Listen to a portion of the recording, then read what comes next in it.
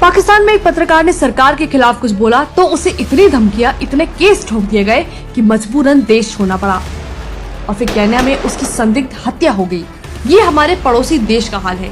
वहीं एक तरफ भारत में कांग्रेस है जिसने द ललन टॉप के पत्रकार सौरभ द्विवेदी से, जिसने राहुल गांधी पर जरा सी टिप्पणी क्या की, उसके लिए माफी तक मंगवा ली। लेकिन एक तरफ पीएम मोदी है जिन्हें पीएम के पद पे होने के बावजूद नेताओं से लेकर पत्रकारों ने समय समय पर अपमानित किया, उन्हें गालियां दी। क्या आपने कभी सुना कि किसी भी पत्रकार को पीएम से माफी मांगनी पड़ी हो? वो आज भी दिन रात आलोचनाओं से लड़ते हैं पर कभी शिकायत नहीं की। लेकिन राहुल गांधी तो किसी सत्ताधारी पद पर भी नहीं, फिर भी कांग्रेस में ये असहिष्णुता क्यों? इसकी वजह है कांग्रेस का इतिहास, जहां हर समय मीडिया पत्रकारों को आलोचना करने की सजा के तौर पर दबाया गया।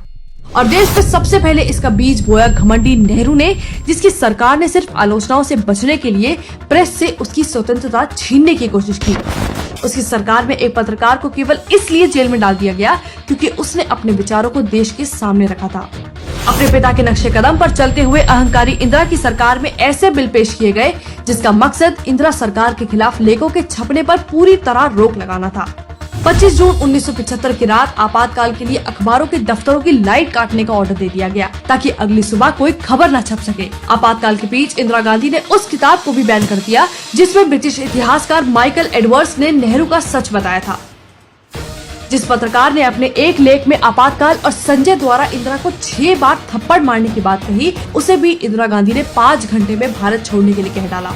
अपने वोट बैंक को खुश करने के लिए 2006 में रिमोट कंट्रोल मनमोहन सरकार ने अल्पसंख्यक विरोधी कार्टून को बंद करने की मांग की।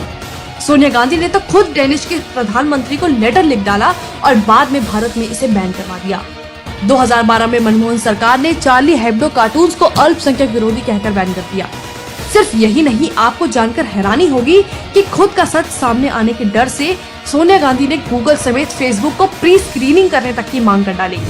इसके अलावा 2013 में मनीष तिवारी ने बड़ी नीचता से पत्रकारिता का अपमान करते हुए पत्रकारों को टेस्ट के बाद ही पत्रकारिता का लाइसेंस देने की मांग उठाई। 2013 में ही रेस्टोरेंट के मालिक को अपना रेस्टोरेंट बंद करना पड़ा क्योंकि उसने बिल पर कांग्रेस द्वारा किए घोटालों का मजाक उड़ाया था। कांग्रेस की ये तानाशाही केवल सत्ता में रहते ही नहीं बल्कि सत्ता से जाने के बाद भी कम नहीं हुई। 2015 में कांग्रेस ने एक पत्रकार को केवल इसलिए बर्खास्त कर दिया क्योंकि उसने अपने लेख में नेहरू की कश्मीर पर नाकाम पॉलिसी को बेनकाब कर दिया था।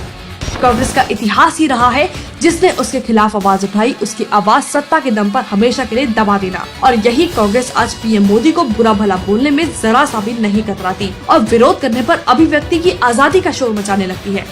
आखिर ये दोगलापन क्यों? क्या पत्रकारों या जनता को बोलने की आजादी केवल मोदी राज में है और कांग्रेस राज में नहीं थी?